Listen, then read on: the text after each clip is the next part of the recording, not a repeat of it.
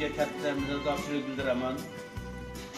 Bu kitobda hali davomi bor deyapsiz. Haqiqatan ham ko'rganmiz, kitob ajoyib yozilgan. Kelgusi ishlaringizga yana zafarlar tilaymiz. Yoshlarga bundan ham hali 4000 yillik tarixga ega bo'lgan hali asarlarni yozishga nasib etsin. Siz yozgan asarlarni biz o'qishga ham nasib etsin. İşingizga omad, oilaga baxt, sog' bo'ling, salomat bo'ling. Katta rahmat.